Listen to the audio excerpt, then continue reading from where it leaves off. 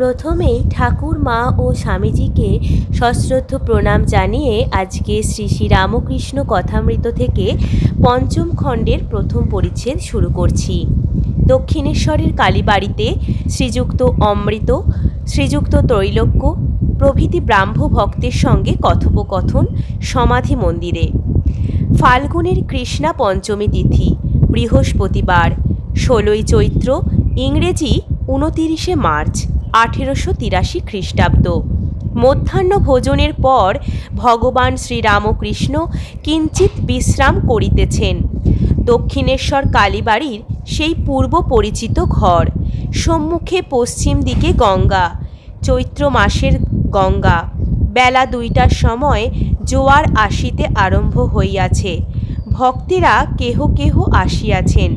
তৎমধ্যে ব্রাহ্মভক্ত শ্রীযুক্ত অমৃত ও মধুর কণ্ঠ শ্রীযুক্ত ত্রৈলোক্য, যিনি কেশবের ব্রাহ্ম সমাজে ভগবল্লীলা গুণগান করিয়া আবাল বৃদ্ধের কতবার মনোহরণ করিয়াছেন। রাখালের অসুখ, এই কথা শ্রীরামকৃষ্ণ ভক্তদের বলিতেছেন। ঠাকুর বলিতেছেন, এই দেখো রাখালের অসুখ, সোডা খেলে কি ভালো হয় গা? কি হবে বাপু, রাখাল তুই জগন্নাথের প্রসাদ খা। এই কথা বলিতে বলিতে ঠাকুর অদ্ভুতভাবে ভাবিত হইলেন। বুঝি দেখিতে লাগলেন সাক্ষাৎ নারায়ণ সম্মুখে রাখাল রূপে বালকের দেহ ধারণ করে এসেছেন।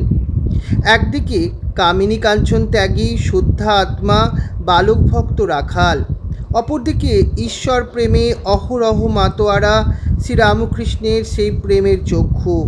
সহজেই বাৎসল্যভাবের উদয় হইল। তিনি সেই বালক রাখালকে বাৎসল্যভাবে দেখিতে লাগিলেন ও গোবিন্দ গোবিন্দ এই নামে প্রেম ভরে উচ্চারণ করিতে লাগিলেন। শ্রীকৃষ্ণকে দেখিয়া যশোদার যে ভাবের উদয় হইত, এ বুঝি সেই ভাব। ভক্তরা এই অদ্ভুত ব্যাপার দর্শন করিতেছেন। এমন সময় সব স্থির। গোবিন্দ নাম করিতে করিতে ভক্ত অবতার ঠাকুর শ্রীরামকৃষ্ণের সমাধি হইয়াছে। শরীর চিত্র উৎপিতের ন্যায় স্থির। ইন্দ্রিয়গণ কাজে জবাব দিয়ে যেন চলিয়া গিয়াছে। নাসিকাগ্রে দৃষ্টি স্থির। নিঃশ্বাস বহিছে কি না বইছে, শরীর মাত্র ইহলোকে পড়িয়া আছে। আত্মাপক্ষে বুঝি চিদাকাশে বিচরণ করিতেছে। এতক্ষণ যিনি সাক্ষাৎ মায়ের ন্যায় সন্তানের জন্য ব্যস্ত হইয়াছিলেন, তিনি এখন কোথায়? এই অদ্ভুত ভাবান্তরের নাম কি সমাধি?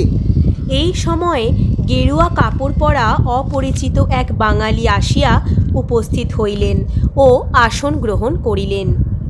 এই ছিল আজকে ঠাকুরের কথা।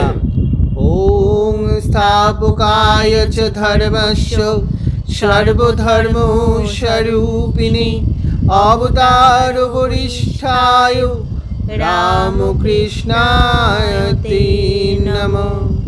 জননীং শারদাং দেবী রামকৃষ্ণং জগদ্গুরুং পাদপদ্মে ত্রয়োশ্রিত্বা প্রণমামি মুহুর্মুহুঃ।